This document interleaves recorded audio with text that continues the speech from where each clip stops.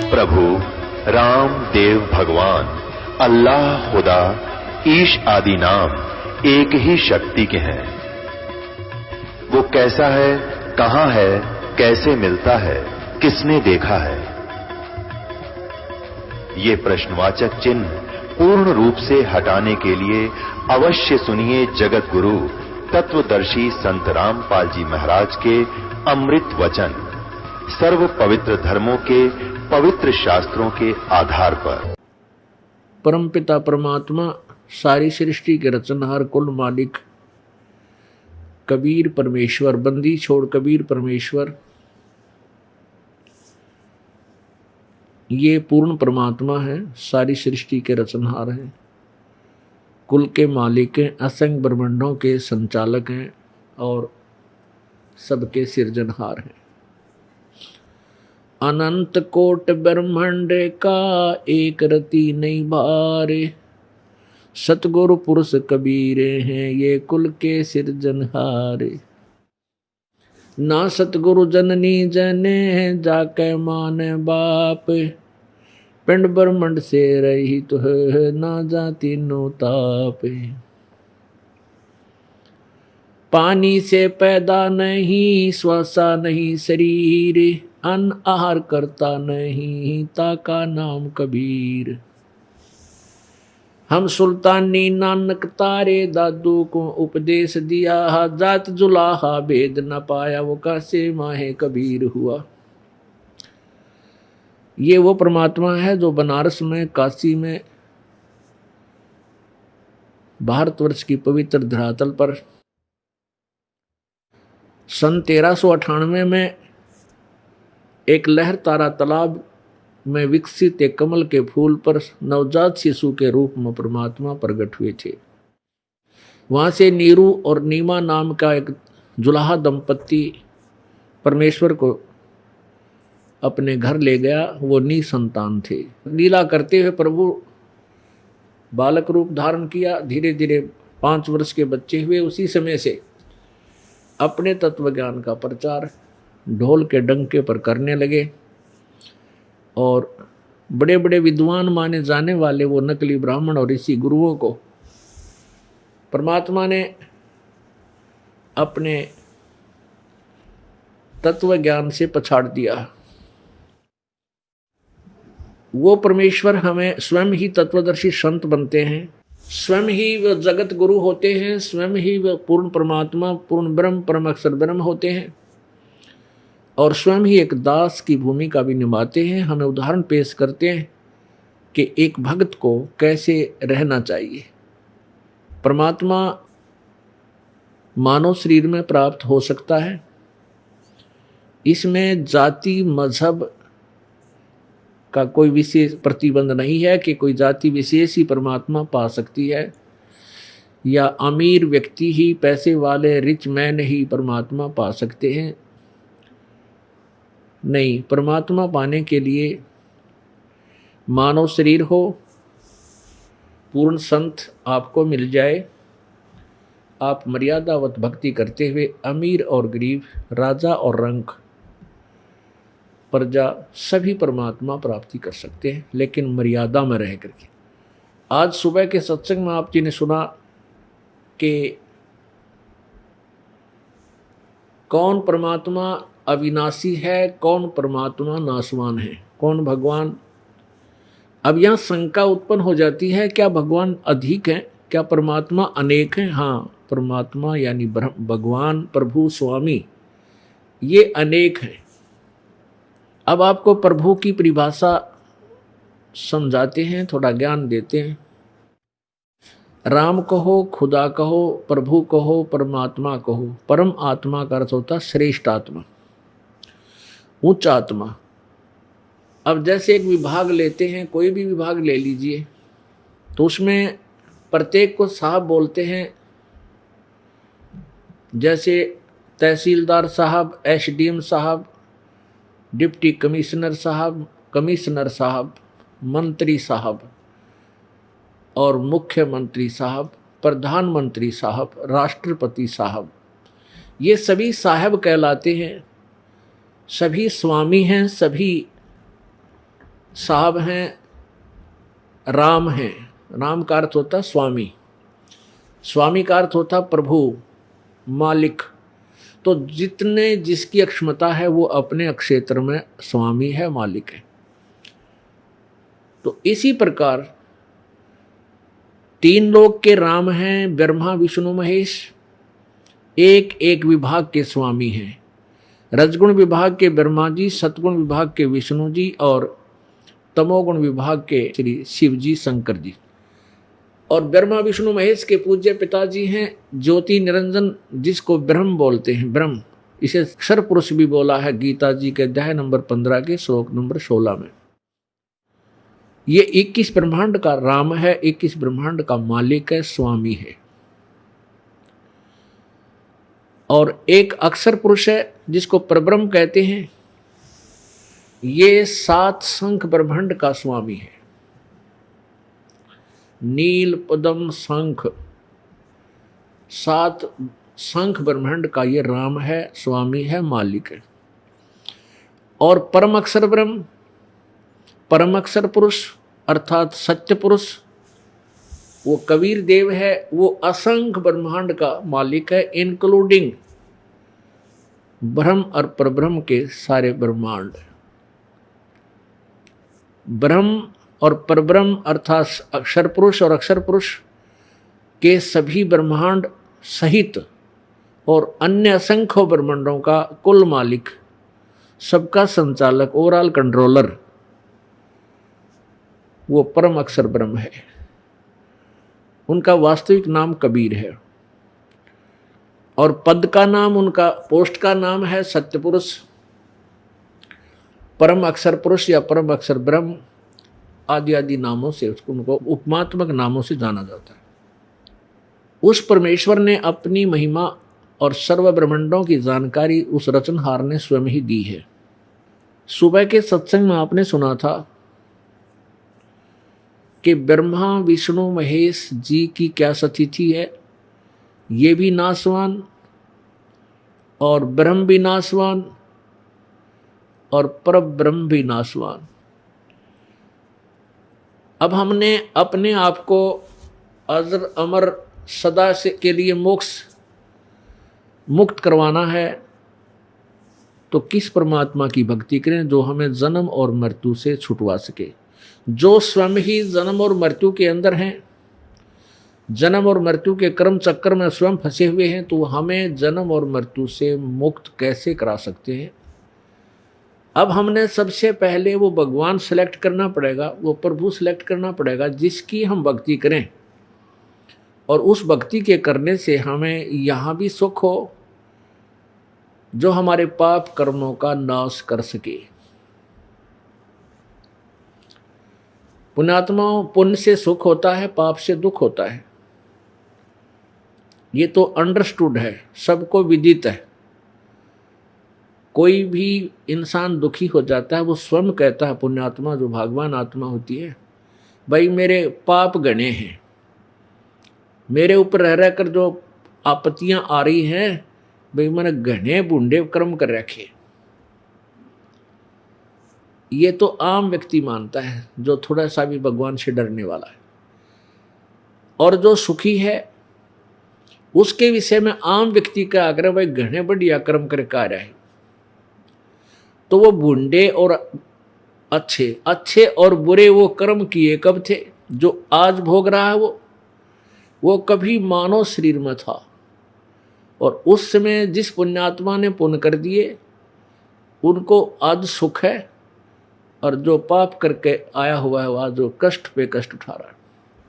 तो पुण्यात्मा वो तो जो बना सो बना, पीछे तो हो लिया अनजानपने में, पाप भी कर लिए, अब बुरे किए या अच्छे किए। अब वर्तमान में हमें वो पाप भोगे हो रहे हैं, उनको हम दुख पा रहे हैं। तो उन पाप कर्मों का अब नाश हो जाए तो फिर क्या, जिस कारण से दुख था वो दुख ही दूर हो गया, फिर हम सुखी हो जाएंगे। अब पुण्यात्माओं, अभी तक जिस भी संत या महंत या ऋषि महर्षि की व्याख्या सुनी, वो यही कहते पाए कि वह किया हुआ कर्म प्रारब्ध अच्छे या बुरे ये तो भोगने ही पड़ते हैं, भोगने से ही अंत होता है, इनका कोई विकल्प नहीं है। अर्थात परमात्मा की साधना से पाप नाश नहीं होते। एक तरफ तो उनकी ये सिद्धांत है, ये थ्योरी है, और दूसरी तरफ वो ये कहते हैं वेदों में जो लिखा है वो सत्य है, वेदों में जो लिखा वो अटल है, वो सत्य है। तो पुण्यात्माओं, यदि वेदों में ही ये लिखा हो कि परमात्मा घोर पाप भी नाश कर सकता है, तो उन संतों, ऋषियों और महर्षियों का जो सिद्धांत है, तो वो क्या हुआ, वो दंत कथा हुई, वेद विरुद्ध हुई। तो वो अज्ञानी थे, उनको ज्ञान नहीं था, वेदों का ज्ञान नहीं था। उसके लिए आपको एक झलक दिखाते हैं। पुण्यात्माओं, इन सदग्रंथों को दास केवल पढ़ कर सुना रहा है, और उन संतों ऋषियों के अपने अनुभव की जो पुस्तकें हैं, जो उनके विचार हैं, वो भी पढ़ कर सुना रहा है, अपनी तरफ से कुछ नहीं मिला रहा।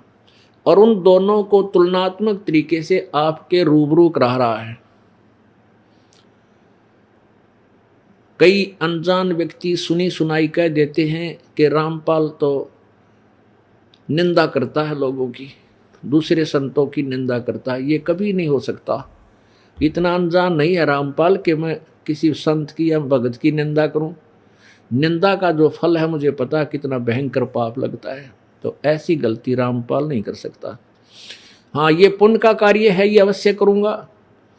जैसे एक समय किसी ने 500 के नोट नकली बना लिए, और सरकार ने क्या किया था कि उन दोनों असली और नकली नोटों को ऐसे टेलीविज़न के माध्यम से, समाचार पत्रों के माध्यम से दोनों को, नकली और असलियों को बराबर दिखाया था। उनकी पहचान बताई थी जनता को कि ऐसी जो जिसके अंदर है ये नकली है, ये ओरिजिनल है। इस नकली को छोड़ देना, इसको त्याग देना, फेंक देना, आगे से ठगी में मत आना, उसको नहीं लेना, और ये ओरिजिनल की पहचान है, ऐसे नोट रखिए, तुम्हारा लाभ होगा, इससे तुम्हें हानि होगी। तो क्या सरकार निंदा कर रही थी? नहीं, एक महा उपकार किया। ऐसे ये दास कर रहा है। आप जी नकली नोट लेकर के लिए फिर रहे हो, गलत नाम जाप कर रहे हो, गलत ज्ञान आपके हृदय में भरा हुआ है। ये दास आपको ओरिजिनल नोट, ओरिजिनल सदग्रंथ, पवित्र चारों वेद, पवित्र 5वां वेद जो सच्चिदानंद घन की वाणी, पवित्र श्रीमद् भगवद गीता जी, पवित्र पुराणों को आपके समक्ष दिखा रहा है।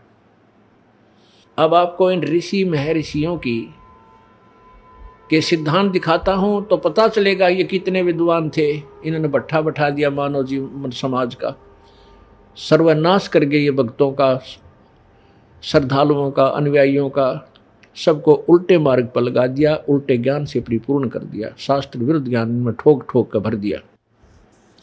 अब देखिएगा श्रीमद् देवी भागवत,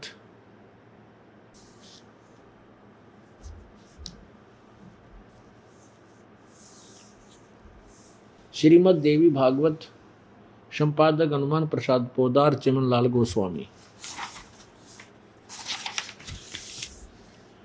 प्रकाशक में मुद्रक है गीता प्रेस गोरखपुर, गोविंद भवन कार्यालय कोलकाता का संस्थान।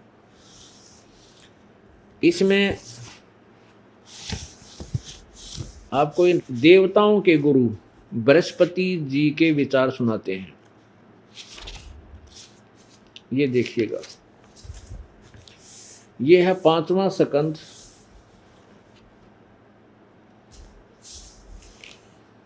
संक्षिप्त देवी भागवत, 282 पृष्ठ। व्यास जी कहते हैं, देवराज इंद्र की बात सुनकर बृहस्पति जी कहने लगे, ये देवताओं के गुरु हैं बृहस्पति जी। अब 283 पृष्ठ पर हम अपने काम की चीज पढ़ेंगे।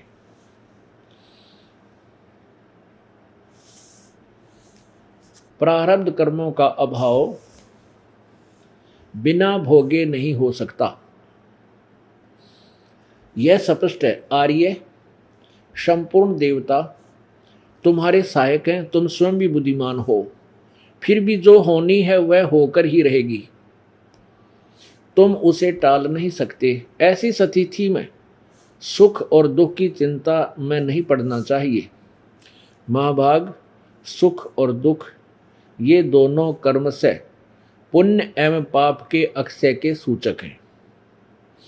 अतएव विद्वान पुरुषों को चाहिए कि वे सुख के अभाव में भी सर्वथा आनंद ही अनुभव करें। अतएव महाराज, इस अवसर पर सुयोग्य मंत्रियों से परामर्श लेकर विधि पूर्वक यत्न करने में कटिबद्ध हो जाओ। यत्न करने पर भी जो होनहार होगा वह तो सामने आएगा ही। अब ये है देवताओं के गुरु बृहस्पति जी के विचार कि जो भी प्रारब्ध में सुख या दुख हैं वो भोग कर ही समाप्त होंगे। और साथ में कह रहे हैं कि दुख में भी सुख का ही अनुभव करना चाहिए। अरे भले आदमी पेट में दर्द हो जाए और किलकी मारे और फिर उसमें कैसे सुख का अनुभव करे। दिन की अकल देखो, कौन से गांव गई थी, पेट के दर्द की टेबलेट मिल रहा है, वो औषधि मिल रहा है, वह रोग उस दर्द ने मिटावे। जब सुख का अनुभव किसी बौड़ी बूझ सोच थी, अरे महर्षि जगत गुरु बृहस्पति देवताओं के गुरु। फिर पढ़िए, कहते हैं दुख में भी सुख का अनुभव करे। अरे सुख में तो हो जा, पर दुख में क्यों करो। दुख का तो कोई समाधान हो जब तो सुख में परिवर्तित होगा। देखो फिर पढ़ के, प्रारब्ध कर्मों का अभाव भोगने बिना भोगे नहीं हो सकता, यह स्पष्ट है। आर्य, संपूर्ण देवता तुम्हारे सहायक हैं, तुम स्वयं भी बुद्धिमान हो, फिर भी जो होनी है वह होकर ही रहेगी, तुम उसे टाल नहीं सकते। ऐसी स्थिति में सुख और दुख की चिंता में नहीं पड़ना चाहिए। सुख और दुख दोनों, ये दोनों क्रमशः पुण्य और पाप के अक्षय के सूचक है। अतएव विद्वान पुरुषों को चाहिए कि सुख के अभाव में भी सर्वथा आनंद का ही अनुभव हो करें। यानी सुख ना हो और दुख हो तो दुख में भी कहते सुख का ही अनुभव करें। ये तो बड़का की बात थी, कति जिसने क्या है गाना भी रहा हो। ये ऐसे महर्षियों के विचार। अब आगे देखो राक्षसों के गुरु के विचार, शुक्राचार्य के। ये देखिएगा चौथा सकंद, शुक्राचार्य द्वारा दैत्यों को साफ, 243 पृष्ठ, यहाँ से पढ़ेंगे। व्यास जी कहते हैं, प्रहलाद की बात सुनने के पश्चात शुक्राचार्य ज्ञान दृष्टि से सब कुछ देखकर प्रसन्न हो गए। उनका मुख मुस्कान से भर गया। उन्होंने दैत्यों से कहा, दानव, तुम मेरे यजमान हो, तुम्हें न तो डरना चाहिए और न पाताल में ही जाना चाहिए। अपने सत मंत्रों के प्रभाव से मैं तुम्हारी रक्षा कर लूँगा।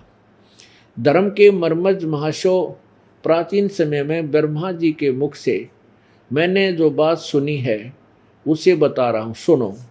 यह वचन बड़ा ही हितकर, सत्य और अटल है। उन्होंने कहा था, ब्रह्मा जी ने बताया था, होने वाली बातें अवश्य होकर रहती हैं। धरातल पर कोई भी ऐसा सुयोग्य पुरुष नहीं है जो प्रारब्ध को विफल बनाने में समर्थ हो सके।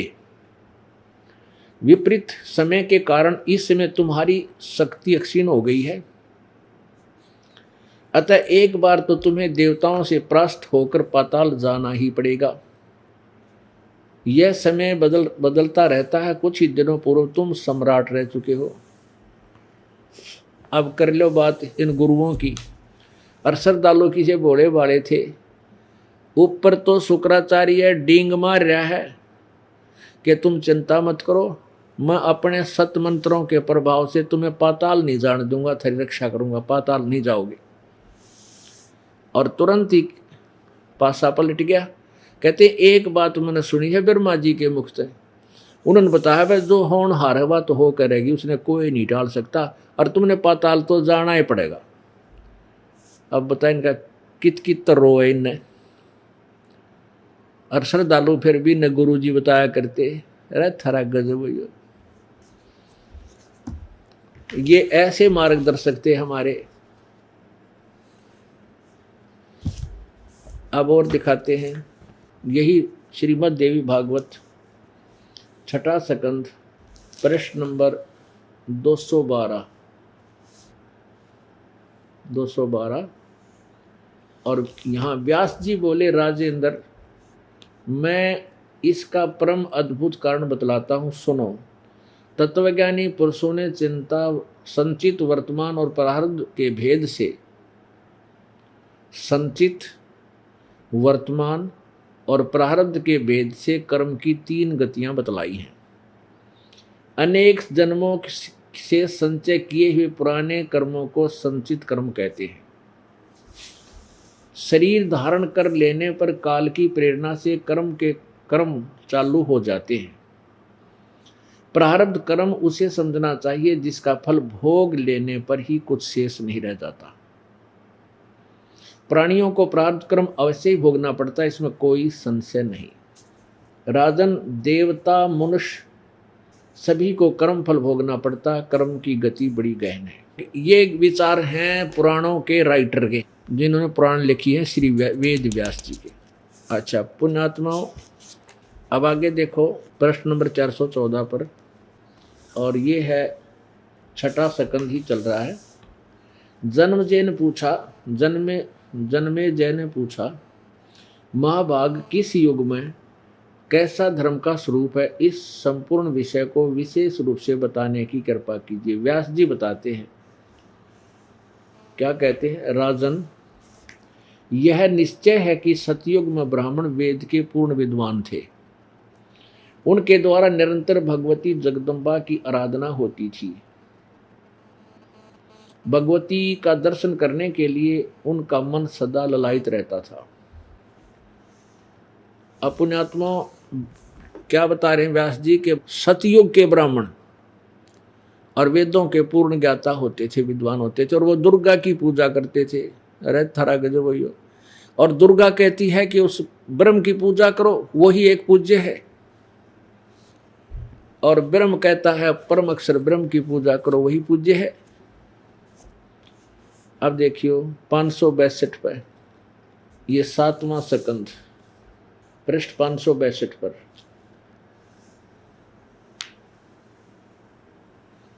देवी के द्वारा हिमालय को ज्ञानोपदेश, ब्रह्म स्वरूप का वर्णन। देवी जी कहने लगी, पर्वतराज,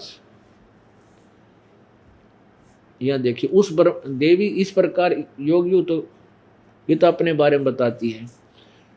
उस ब्रह्म का क्या स्वरूप है यह बतलाया जाता है, जो प्रकाश रूप सबके अत्यंत समीप में स्थित हृदय रूप गुहा में स्थित होने के कारण गुहाचर नाम से प्रसिद्ध है, और महान पद अर्थात परंपरा पे है। वह समस्त प्रजा के ज्ञान से परे है, अर्थात किसी की बुद्धि में आने वाला नहीं है, यह तुम जानो। जो परम प्रकाश रूप है, जो सूक्ष्म से भी अत्यंत सूक्ष्म है, जिसमें संपूर्ण लोक और उन लोकों में निवास करने वाले प्राणी स्थित हैं, वही ये अक्षर ब्रह्म है। वह सबके प्राण है, वही सबकी वाणी है, और वही सबके मन है। वह यह परम सत्य और अमृत अविनाशी तत्व है। सौम्य, उस वेदने योग लक्ष्य का तुम वेदन करो, मन लगाकर उसमें तन्मय हो जाओ। सौम्य, उपनिषद में कथित महान अस्त्र रूप धनुष लेकर उस पर उपासना द्वारा तीक्ष्ण किया हुआ बाण संधान करो, और फिर भावनागुत चित्त के द्वारा उस बाण को खींचकर उस अक्षर रूप ब्रह्म को ही लक्ष्य बनाकर वेदन करो। ये पर्वण यानी ओम तो धनुष है, जीवात्मा बाण है, और ब्रह्म को उसका लक्ष्य कहा जाता है। कहने का भाव ये है, देवी बता रही है हिमालय को कि हे राजन, तू ब्रह्म का जाप कर, और उसका ओम नाम है। ओम का जो है ये तेरा धनुष है, जीवात्मा बाण है, और वो ब्रह्म तेरा उद्देश्य है, उसकी प्राप्ति कर। आगे देखो, ये हमने पढ़ लिया, 263 पर चल रहे, 563 पृष्ठ पर। उस एकमात्र परमात्मा को ही जाने, दूसरी बातें सब छोड़ दो, सब बातें छोड़ दो, यानी और पूजा नहीं करनी, मेरी भी नहीं करनी, ब्रह्म की करनी है। यही पर अमृत रूप परमात्मा के पास पहुंचने का पुल है, संसार समुद्र से पार होने का। इस अंतर्यामी रूप से वर्तमान है। इस आत्मा का यानी परमात्मा का, इस भगवान का ओम के जप के साथ ध्यान करो, और इससे अज्ञान में अंधकार से सर्वथा परे और संसार समुद्र से पार जो ब्रह्म है उसके पास, उसको पा जाओगे, तुम्हारा कल्याण हो। और वो कहाँ रहता है? वह यह सबका आत्मा ब्रह्म लोक रूप दिव्य आकाश में स्थित है। अब पुण्यात्माओं, अब कौन है विद्वान और कौन अविद्वान, ये निर्णय करेंगे इस सत्संग के अंदर। अब आपको और दिखाते हैं। परमात्मा कहते थे, बंदी छोड़ कबीर जी पहले से ही अपनी अमृतवाणी में लिखा, मेरे साथ दो भाई मन सब जग भूला पाया, किसी को भी तत्व ज्ञान नहीं है। तीन लोक और भवन चतुर्दश कोई नहीं सत्संगी। इन तीन लोकों में, यानी तीन लोक और भवन चतुर्दश, ये 14 भवन एक ब्रह्मांड के अंदर ये लोक हैं 14, और ये 3 अलग हैं। इनमें कहते हैं कोई भी सत्संगी नहीं है। सत्संगी माने यथार्थ ज्ञान से परिचित, जो सत्य पर आधारित हो। ना ब्रह्मा जी को ज्ञान, ना विष्णु जी को ज्ञान, ना दुर्गा को ज्ञान, ना शिव जी को ज्ञान, ना ब्रह्म को पूर्ण ज्ञान। वो खुद कहता है गीता ज्ञान देते समय और वेदों का ज्ञान देते समय ब्रह्म कहता है वो पूर्ण परमात्मा के बारे में जानकारी को तत्वदर्शी संत देगा, उनसे पूछो। अब आपको ब्रह्मा विष्णु महेश जी का ज्ञान दिखाते हैं, वो कितने विद्वान थे। ये देखिएगा पहला स्कंध और प्रश्न नंबर 28 पर। नारद जी ने कहा, महाभाग व्यास जी, तुम इस विषय में जो पूछ रहे हो ठीक यही प्रश्न मेरे पिताजी ने भगवान श्री हरि से किया था, विष्णु जी से। देवाधिदेव भगवान जगत के स्वामी हैं, लक्ष्मी जी उनकी सेवा में उपस्थित रहती हैं, 4 भुजाएं हैं, वे चराचर जगत के आश्रयदाता, जगत गुरु देवताओं के देवता। ऐसे जगत प्रभु भगवान श्री हरि विष्णु जी महान तप कर रहे थे, उनकी समाधि लगी थी। यह देखकर मेरे पिता ब्रह्मा जी को बड़ा आश्चर्य हुआ। अतः उन्होंने उनसे जानने की इच्छा प्रकट की। ब्रह्मा जी ने पूछा, प्रभु आप देवताओं के अध्यक्ष, जगत के स्वामी, भूत भविष्य एवं वर्तमान सभी जीवों के एकमात्र शासक हैं। भगवान फिर आप क्यों तपस्या कर रहे हैं और किस देवता की आराधना में ध्यान मगन है? मुझे असीम आश्चर्य तो यह हो रहा है कि आप देवेश्वर एवं सारे संसार के शासक होते हुए भी समाधि लगाए बैठे हो। ब्रह्मा जी के विनत वचन सुनकर भगवान श्री हरि यानी विष्णु जी उनसे कहने लगे, ब्रह्मन सावधान होकर सुनो, मैं अपने मन का विचार व्यक्त करता हूँ। देवता, दानव और मानव सब यही जानते हैं कि तुम सृष्टि करते हो, मैं पालन करता हूं और संकर संहार क्या करते हैं। किंतु फिर भी वेद के पारगामी पुरुष अपनी युक्ति से यह सिद्ध करते हैं कि रचने, पालने और संहार करने की यह योग्यता जो हमें मिली है, इसकी अधिष्ठात्री देवी शक्ति देवी है। ब्रह्मा जी, हम सभी उस शक्ति के सारे ही अपने कार्यों में सदा सफल होते आए हैं। सुवर्त प्रत्यक्ष और परोक्ष दोनों उदाहरण मैं तुम्हारे सामने रखता हूं, सुनो। यह निश्चित है कि उस शक्ति के अधीन होकर ही मैं प्रलय काल में शेष नाग की सैया पर सोता और सृष्टि करने का अवसर आते ही जाग जाता हूं। मैं सदा तप करने में लगा रहता हूं। उस शक्ति के सामने शासन से कभी मुक्त नहीं रह सकता। कभी अवसर मिला तो लक्ष्मी के साथ सुखपूर्वक समय बिताने का सौभाग्य प्राप्त होता है। मैं कभी तो दानों के साथ युद्ध करता हूँ। अखिल जगत को भय पहुंचाने वाले दैत्यों के विकराल शरीरों को शांत करना मेरा परम कर्तव्य हो जाता है। मुझे सब प्रकार से, ये 29 पृष्ठ पे 29 पे देवी भागवत में, मुझे सब प्रकार से शक्ति के अधीन होकर रहना पड़ता है। शक्ति माने दुर्गा। उन्हीं भगवती शक्ति का मैं निरंतर ध्यान किया करता हूं। ब्रह्मा जी, मेरी जानकारी में इन भगवती शक्ति से बढ़कर दूसरे कोई देवता नहीं। पार्ट गया तोड़ भाई।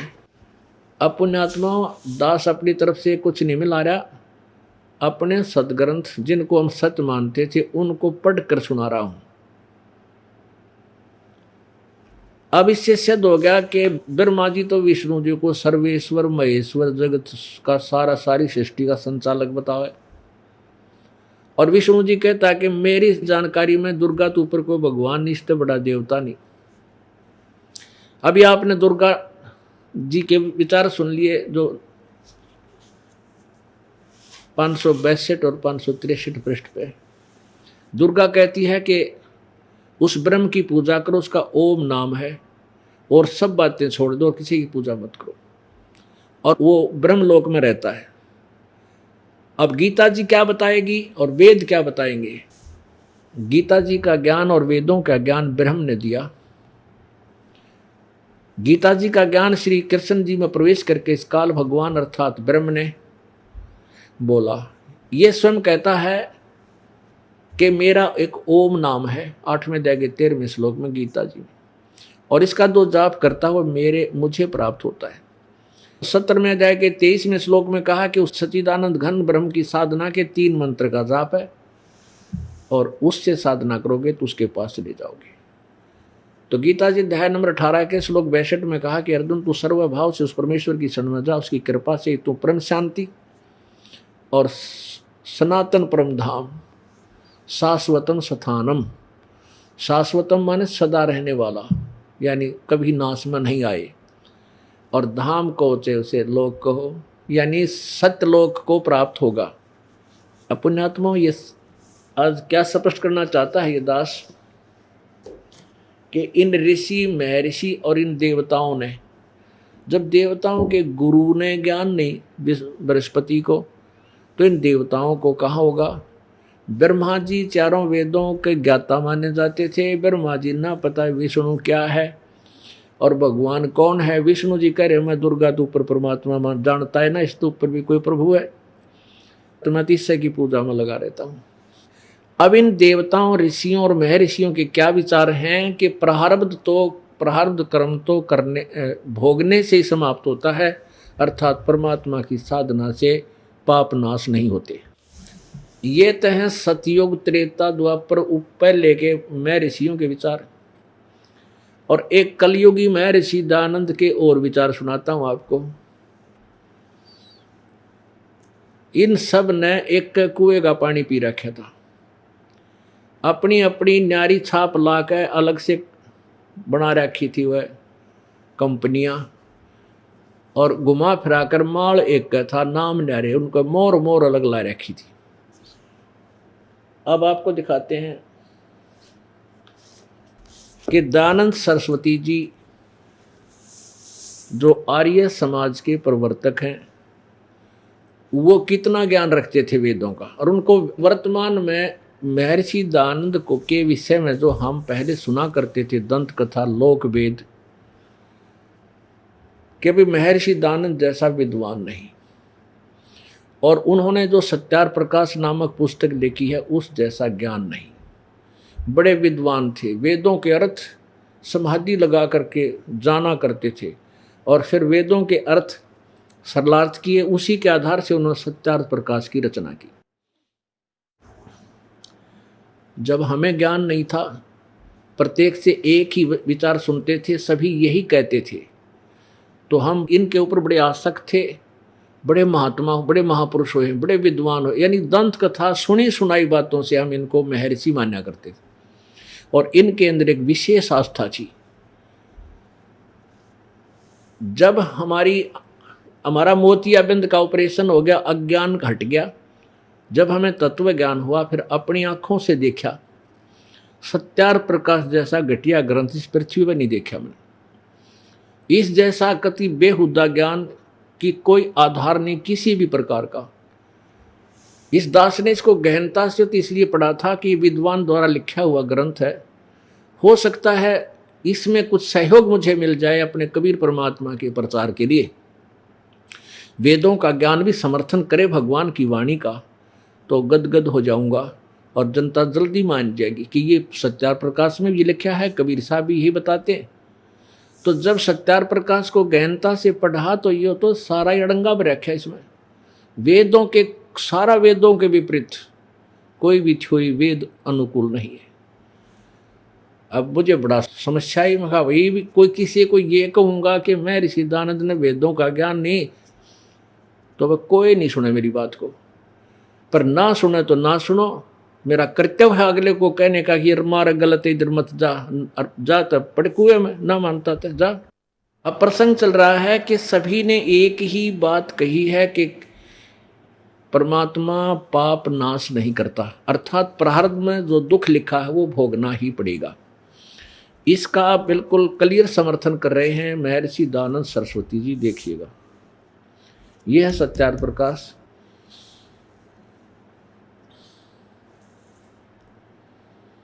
अब देखो इस महापुरुष की इस एक्टिंग ने देखा तो यूँ दिखेगा ये भगवान, ये तो भगवान तो मिल रहे हैं, इसे महापुरुष थे। अब हम इस पोज को देखकर कुर्बान हो जाते थे इन महापुरुषों पर। बड़े महापुरुष थे, वह बड़ी समाधि लाते थे और परमात्मा से बात करते होंगे। अब महर्षि दानंद सरस्वती, ये संवत 1871 ईस्वी में इनका जन्म हुआ, यानी सन 1824 में, और मृत्यु सन 1883 में। 59 साल की उम्र में इनका देहांत हो गया था। 59 ईयर ओल्ड। अब देखना यहाँ पर अथ सत्यार्थ प्रकाश है। वेद आदि विविध सत्शास्त्र प्रमाणे समिन्तः श्रीमत् परमहंस परिव्राजक आचार्य महर्षि दानंद सरस्वती विरचित, सरस्वती स्वामी विरचित। देख कितना व्याख्या की है इसमें, कितनी उपमा की है कि वेद आदि विविध, वेद सहित वेद और अन्य जो सदशास्त्र हैं उनके प्रमाणों से को लेकर के सत्यार्थ प्रकाश की रचना महर्षि दानंद सरस्वती स्वामी ने की है। प्रकाशक हैं वैदिक यति मंडल, दयानंद मठ, दीनानगर, पंजाब। ये प्रकाशित कहाँ से है? ये है मुद्रक हैं आचार्य प्रिंटिंग प्रेस, दयानंद मठ, गोहाना मार्ग, रोहतक से। इसके सातवें समोल्लास में किसी ने प्रश्न किया। अब इसमें थोड़े से ही इस सत्यार्थ प्रकाश के पठन पाठन से आपको इसकी कई कमजोरियों का पता लग जाएगा। ये देखिएगा, अथ सप्तम समोल्लास है, यानी सातवां समोल्लास 151 पृष्ठ से प्रारंभ हुआ, ये 150 है। यहाँ किसी ने प्रश्न किया कि वेद में अनेक पर ईश्वर अनेक हैं, इस बात को तुम मानते हो वा नहीं? उत्तर, स्वामी जी कहते नहीं मानते, क्योंकि चारों वेदों में कहीं यह नहीं लिखा जिससे अनेक ईश्वर सिद्ध हों, किंतु यह तो लिखा है कि ईश्वर एक है। अब आइए प्रथम समोल्लास में, ये प्रथम समोल्लास देखिए 15 पृष्ठ पे। इसमें क्या कहा है कि सबसे बड़ा होने से ईश्वर का नाम ब्रह्म है, यानी ब्रह्म कहो चाहे ईश्वर कहो। अंडरस्टूड है कि ब्रह्म सबसे बड़ा होने से ईश्वर का नाम ब्रह्म है। ब्रह्म कहो चाहे ईश्वर कहो, ठीक है। अब आ जाओ सातवें समोल्लास पर। ये यहाँ पूछा किसी ने कि क्या तुम मानते हो कि ईश्वर, वेद में ईश्वर अनेक है, इस बात को तुम मानते हो? नहीं। महर्षि जी से प्रश्न किया किसी ने। स्वामी जी उत्तर दे रहे हैं कि नहीं मानते, क्योंकि चारों वेदों में कहीं यह नहीं लिखा जिससे अनेक ईश्वर सिद्ध हों, किंतु यह तो लिखा है कि ईश्वर एक है, यानी ब्रह्म एक है। स्वामी जी कहते हैं ये कहीं नहीं लिखा कि अनेक ब्रह्म हैं, ईश्वर कहो चाहे ब्रह्म कहो, उन्हीं के शब्दों में। अब आइए 154 पृष्ठ पे, सातवां समोल्लास है, पृष्ठ नंबर 154, सत्यार्थ प्रकाश और सप्तम समोल्लास। 154 पृष्ठ पे किसी ने पूछा कि ईश्वर साकार है व निराकार? उत्तर स्वामी दयानंद जी का कि निराकार। अब 155 पे ही देखियो, क्या अपने आप साकार सिद्ध कर रहे हैं। प्रश्न, किसी ने प्रश्न किया कि परमेश्वर की स्तुति प्रार्थना उपासना करनी चाहिए व नहीं। उत्तर स्वामी दयानंद जी का, करनी चाहिए। प्रश्न, क्या स्तुति आदि करने से ईश्वर अपना नियम छोड़ स्तुति प्रार्थना करने वाले का पाप छुड़ा देगा, यानी पाप नाश कर देगा, पाप छुड़ा देगा? उत्तर स्वामी जी का, नहीं। प्रश्न, तो फिर स्तुति प्रार्थना क्यों करना, फिर किस लिए करें भाई? भक्ति भगवान की। जब पाप ना छूटे दुख नहीं मिटे, पाप नहीं छूटे तो दुख नहीं मिटे। उत्तर स्वामी जी का, उनके करने का फल अन्य ही है।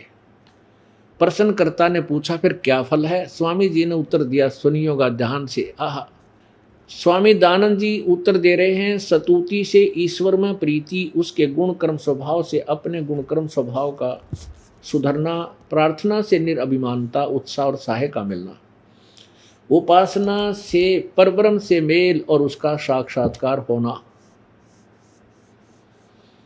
अब पुण्य आत्माओं, अब विचार करके देखो, परब्रह्म से मेल। अब स्टार्ट में 151 पृष्ठ पे तो कह रहे हैं कि वेद में कहीं नहीं लिखा कि कोई अनेक ब्रह्म हो, यह तो लिखा कि ब्रह्म एक है। और परब्रह्म का क्या अर्थ होता है? स्वयं लिख रहे हैं, परब्रह्म यानी नेक्स्ट ब्रह्म, परब्रह्म। एक तो दादा, एक परदादा, दूसरा परब्रह्म माने दूसरा, दूसरा भगवान। अब एक तो ब्रह्म और एक परब्रह्म, दो तो आप पे लिख रहे अपनी कलम से, अपने सिद्धांत को आप ही कैंसिल करें। खुद मानते हैं कि मैं नहीं मानता, वेद में कितने अनेक ब्रह्म लिखे हैं, और स्वयं कह रहा है कि उपासना करने से परब्रह्म से मेल, उसका साक्षात्कार हो जाना। जय हो मैं ऋषि दयानंद की। रे तेरा गजब भैया, खा लिया खून इसे ऋषिया ने, इन डबो रखा सारा जगत। अब देखो, आप अपनी थ्योरी फेल कर दी। और 154 पे कह रहे हैं भगवान निराकार, और 155 पे कह रहे हैं उपासना से उसका साक्षात्कार हो जाए। अरे साक्षात्कार तो साकार का होता है, निराकार से साक्षात्कार क्या होना? अच्छा, ये बात रहेगी कि स्तुति तो पाप नहीं छूटते, दो तो कैंसिल होगी इनकी थ्योरी कि अनेक भगवान नहीं, अनेक ब्रह्म नहीं है। और वेद आप अनेक भी सिद्ध कर रहे, परब्रह्म से मेल।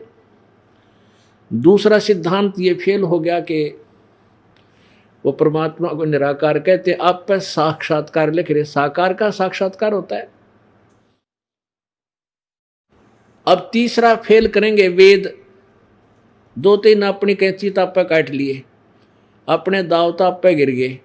और तीसरा कि पाप अक्षमा नहीं होते। पुण्यात्मा एक मोटी सी बात है, स्वामी जी कह रहे हैं कि भाई पाप उपासना करते हैं, साधना करने से परमात्मा अपने भगत के पाप नहीं छुड़वाता। तो क्या करता? उसके और फल हैं। और फल क्या है? कि उपासना से परब्रह्म से मेल और उसका साक्षात्कार होना। एक तो जिसके पाप नहीं कटे वो पापी आत्मा, यदि पापी आत्मा भगवान से मिल लेगा तो फिर भगवान की भक्ति की आवश्यकता क्या रहेगी? दूसरा आप उदाहरण देखिएगा कि जैसे कोई साबुन विक्रेता और बहुत बड़ा बोर्ड ला रखा है कि साबुन विक्रेता, और उससे कोई कहता भी साबुन है तेरे पास? हाँ बोलो। क्या साबुन कपड़े के मैल छुड़वा देता है? और वो विक्रेता ने कहा कि नहीं, साबुन कपड़े के मैल नहीं छुड़वाता, मैल नहीं काटता। तो क्या करता है? कपड़े को मजबूत कर देता है। तो क्या उस व्यक्ति ने कभी जिंदगी में साबुन देखा है या कभी प्रयोग किया है? नहीं, नेवर। नहीं तो ये शब्द कह सके कोई? अब पुण्यात्माओं, किसी ने बहुत बड़ा बोर्ड लगा रखा है वैद्य का, डॉक्टर का, और उस डॉक्टर के पास कोई जाता है और कहता है जी क्या आपकी औषधि खाने से रोग नाश हो जाएगा? और वो ने कहा नहीं भाई, रोग औषधि खाने से रोग नहीं कट सकता। तो क्या और क्या लाभ होगा? कि पहलवान बन जाएगा। क्या वो वैद्य हो सकता है? वो तो डफरमैन है, वो ना वैद है, वो तो कति नीम हकीम है। तो ऐसा सिद्धांत था इस महर्षि दयानंद का। क्या इसने कभी भगवान से परिचित हुआ हो? इसको कह भी ज्ञान नहीं था भक्ति का। अब वेद प्रमाण देंगे आपके समक्ष। यजुर्वेद अध्याय नंबर 8 के श्लोक नंबर 13 में 6 बार लिखा है कि परमात्मा दान देने वाले के पाप नाश कर देता। परमात्मा अपने काप करो, चाहे कोई कैसे भी पुण्य करो, भक्ति करने वाले के, चाहे बाप करो, चाहे बेटा करो, चाहे स्वयं करो, चाहे कोई भी करो, और घोर पाप को भी परमात्मा नाश कर देता है। और स्वयं अपने कर कमलों से उनके अनुवाद भी कर रहे हैं। ये देखिएगा यजुर्वेद महर्षि दयानंद सरस्वती कृत, ये कहाँ से प्रकाशित है? प्रकाशक हैं सार्वदेशी कार्य प्रतिनिधि सभा, 2/5 महर्षि दयानंद भवन, रामलीला मैदान, नई दिल्ली। यजुर्वेद आर्य भाषा भाष्य संपूर्ण 40 अध्याय, महर्षि दयानंद सरस्वती कृत, अनुवाद किया इसने केवल। ये वेदों का राइटर नहीं है महर्षि दयानंद, केवल अनुवाद करता है। और मुद्रक है Prince of set printers, 1510, Pataudi house, Daryaganj, नई दिल्ली। अब 8वें अध्याय के और 13वें श्लोक में, ये 241 पृष्ठ पे, 8वां अध्याय, 8वां अध्याय, 13वां मंत्र। देव कर्तस्य एनस्य अवजनम असि, अवजनम असि, मनुष्य कर्तस्य एनस्य अवजनम असि, पितर कर्तस्य एनस्य अवजनम असि, यानी इसका सारा विवरण लिखा। तो इसका यहाँ अनुवाद किया इन्होंने, स्वामी जी ने, 242 पृष्ठ पर, यजुर्वेद भाषा भाष्य। अनुवाद करते समय क्या लिखते हैं? हे सबके उपकार करने वाले मित्र आप। अब न्यो उलझा रखा था सारा संसार, इतने इतने पढ़े लिखे इस वेदों को लिए बैठे हैं और किसी ने ये नहीं पता इसमें लिखा के है। न इस सत्यार प्रकाश ने पढ़ा, किसी ने दास ने पढ़ाया। जब हुआ इनके सब के तरतराट, सब के जो है ना, फिर उठ देखने लगे पढ़ पढ़ के, तो उन व्यक्तियों ने मुश्किल माचगी जो सत्यार प्रकाश की आड़ में पैसे इकट्ठे करा करते। उन्होंने फिर बाउंडर बना दिया, रामपाल गंदा है, गुंडा है, कि जनता को तुम्हारी सच्चाई का पता ना लग जाए, और क्रोथा कांड करा दिया। अरे भले आदमियों, परमात्मा का चला हुआ मार्ग है, इसको कोई रोक नहीं सकता। केवल अपने कर्म बिगाड़ सकें, अपने पाप इकट्ठे कर सकते हैं। ये भगवान का मार्ग है, इसमें आज तक कोई सफल नहीं हुआ भक्तों को रोकने में। प्रहलाद के लिए कितना जुल्म किया था, उसके पिता ने, इसी बात की लड़ाई थी पिता और पुत्र की। पिताजी कहता था मैं जो कह रहा हूँ यह बात सत्य है, तुम मेरी भक्ति करो, तुम्हारा कल्याण होगा। और प्रहलाद कहता था नहीं पिताजी, परमात्मा की भक्ति करने से कल्याण होगा, तेरी भक्ति से जीव कल्याण नहीं हो सकता, ये मैं नहीं मान सकता। इस बात की लड़ाई थी, और यही लड़ाई हमारी है। ये दास कहता है कि जो साधना ये संत ऋषि महर्षि बता रहे हैं ये बिल्कुल यूजलेस है, इससे जीव कल्याण नहीं हो सकता। और ये दो दास बता रहा है, यानी वेदों और सदग्रंथों में लिखा हुआ, उससे कल्याण होगा। इससे बात की लड़ाई पर यह ओड कहानी करवा जी, क्रोथा कांड। लेकिन पिछला इतिहास उठा के देख लो, फिट्टे मुंह होंगे ये लोग सभी एक दिन। परमात्मा इनको वो सजा देगा, याद रखेगी, दुनिया में इतिहास बना देगा भगवान, और इनको थूक क्या करेंगे, इनके नाम से भी नफरत हो जाएगी जिन्होंने बाधा की है भगवान के मार्ग में। वो समय दूर नहीं है। अब इसमें क्या है कि स्वामी दयानंद जी ने तो ठेका ले रखा था भट्ठा पठान का। अब इसने क्योंकि अपने सत्यार प्रकाश में लिख रखा कि भगवान पाप नाश नहीं कर सकता साधक के, और वेद में लिख रखा 6 बार एक ही मंत्र में। यदि इस मंत्र में एक स्थान पर लिखा होता, एक ही शब्द होता, तो ये गोल मोड़ करके और कर जाता काम, और पकड़ में नहीं आता। परमात्मा कच्चा काम नहीं करता।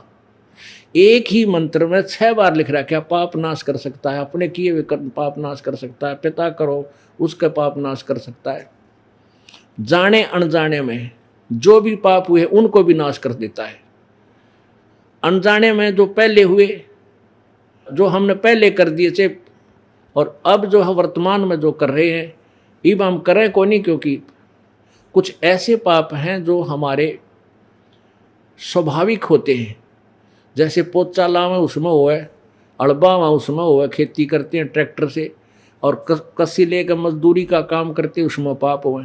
तो इन पापों को भी परमात्मा की भक्ति समाप्त कर देती है। ये पाप भी नहीं लगते हमारे पर, क्योंकि हमारी मजबूरी है, हमारी इच्छा नहीं इन पाप के करने की। इसलिए सतभक्ति करने से हमारा साथ के साथ ये इन पापों का नाश होता रहता है। और पहले के जो संचित कर्म है वो हमें अब दुखदायी होने हैं, वो भी उनका विनाश हो जाता है। उन प्रारब्ध के कर्मों को विनाश करता है परमात्मा। इसलिए भगवान की तलाश की जाती है, ताकि हमारे दुखों का निवारण करे। अब किसी के पैर में कांटा लग गया हो और वो किसी के पास जाओ, भी मेरे पैर में बहुत पीड़ा हो रही है, वो देख जाग कर बताए साफ शूफ करके, वे तेरे पैर में कांटा लग रहा है, कांटे के कारण पीड़ा है, और वो के सलाह देवे कि भी कांटा तो निकला नहीं, जूते पैर ले, आगे कांटे नहीं लगेंगे। अरे भले आदमियों, कांटा लगे पैर में जूता पहना नहीं जा सकता, वो तो कांटा निकला है। और फिर जूता पहना जाए इस डर से कहीं भगवान फिर ना लग जाए।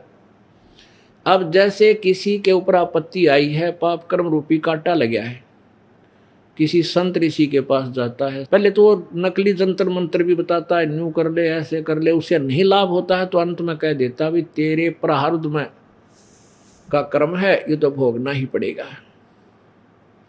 और भक्ति करा कर बेटा आगे दुख ना होगा तुझे। अरे भले आदमी, वर्तमान में तो दुर्गति हो रही है, मर्या पर मरण हो रहा है, आगे जीवेगा जब करेगा ना यो। अब समझो ऐसा ही वो विधान है कि जैसे किसी के पैर में कांटा लग रहा है और के कांटा तो निकला नहीं, और जूते पहन ले बेटा, फिर आगे कांटे ना लगेंगे। अरे पहले कांटा निकला है और फिर जूता पहने, यानी पहले पाप कर्म रूपी कांटा निकला है, फिर वो राम नाम का जूता इस डर से पहने का वो प्राणी है भगवान कदे फिर बिजली ना गिर जा, कहीं फिर ना वो आपत्ति आ जाए, वो कभी नहीं निकाले जूता ने, यानी कभी राम नाम ना नहीं छोड़ेगा। और जिसके समाधान नहीं हो, जूत्या का आग लगो, फिर कौन पहरेगा जूत्या ने, हाथ में ठा के कोई चाल है, कोई निशा मूर्ख है नहीं कोई। तो ऐसे ही इन लोगों का विधान अभी तक रहा है, जो सदग्रंथों से अपरिचित थे और नकली ऋषि महर्षि और सतगुरु बनकर बैठे हुए थे। अब महर्षि दानंद जी यजुर्वेद अध्याय नंबर 8 के श्लोक नंबर 13 में अनुवाद करते समय के और पंगा अड़ा दिया, हे सबके उपकार करने वाले मित्र आप। अब पढ़ने वाला न सोचेगा कि महर्षि दानंद ने जो थ्योरी बताई है परमात्मा पाप नहीं काट सकता, और यहां लिख रखा है सबके उपकार करने वाले मित्र तुम दान करने वाले के पाप नाश कर देते हो। तो पढ़ने वाला न सोचेगा मित्र के बारे में लिख रखा है परमात्मा के, तो आगे चल पड़ता है, वो ध्यान नहीं देता, क्योंकि उसके हृदय में सत्यार प्रकाश का अज्ञान समाया हुआ होता है।